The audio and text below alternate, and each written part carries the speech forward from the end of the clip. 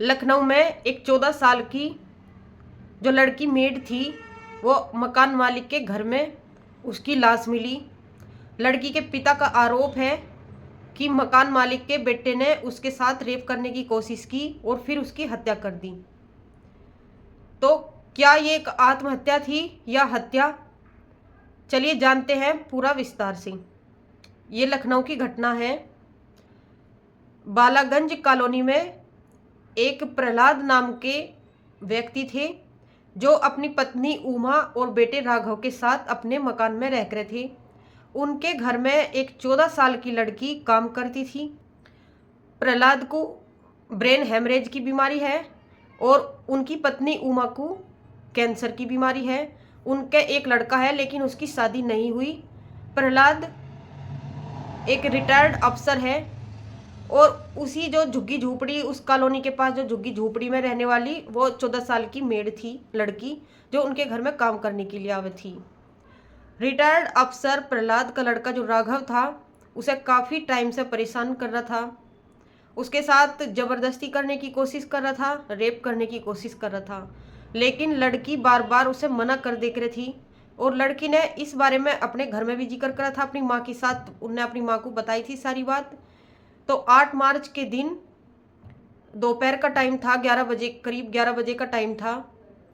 उसकी राघव की माँ यानी कि प्रहलाद की पत्नी उमा भी घर पर ही थी और राघव ने फिर उसके साथ 14 साल की जो लड़की थी, मेड थी, उनके घर में काम कर रही थी, उसके साथ रेप करने की दोबारा कोशिश करी, लेकिन उसने फिर लड़की ने मना कर दी और चीखने चिल्लाने की धमकी दी और सबको बताने की धमकी दी। तो इस कारण जो राघव था उसने उस लड़की के यहाँ भी फंदा लगाया और पैर, हाथ पैर भी बंधे और फिर उसकी हत्या कर दी।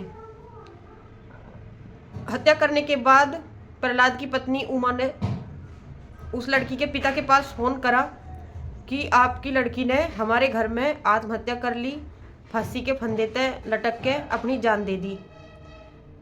लड़की के माता पिता और उसके घर वाले सब कोई आए उनके घर पे, तो उन्होंने जैसे ही गेट खोल के देखा, वहाँ पे उनकी लड़की बेड पे लेटी हुई थी, जिसके गले पे फंदे के निशान थे और हाथ पैर भी बंधे हुए थे। अब घर में जब वे घुसे तो घर का मेन गेट का ताला लगा हुआ था। प्रहलाद भी फरार था, उमा भी फरार थी और राघव भी फरार था लड़की की हत्या करके। अगर लड़की फंदे से लटक के अपनी जान देती, फांसी लगाती, तो उसके सिर्फ गले पे निशान होते और वो लटकी हुई मिलती,